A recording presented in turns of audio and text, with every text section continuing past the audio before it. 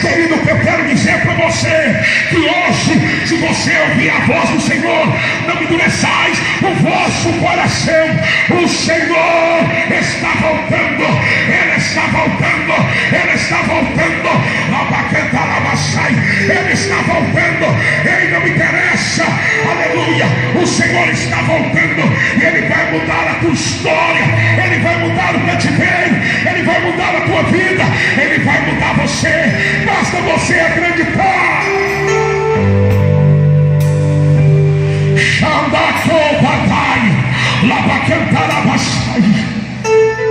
Às vezes você vai olhar e vai pensar assim: esse crente é doido no sol quente. Irmão, entenda uma coisa: se nós estamos aqui é porque Jesus te ama, e se nós estamos aqui, nós também amamos você. O que adianta ganhar o mundo inteiro e perder a sua alma?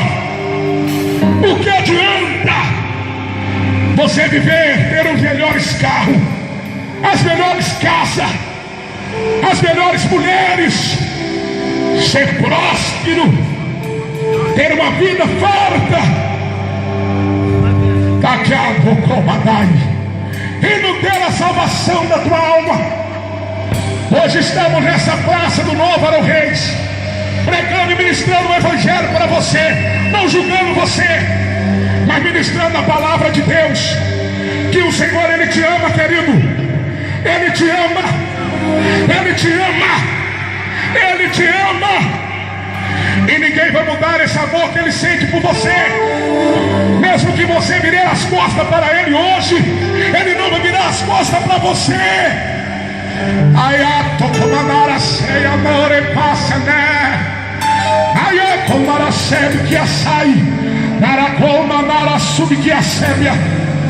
Um dia esta palavra, ela vai ser tirada do coração, como está para muitos. A palavra já não está fazendo efeito. Sabe por quê?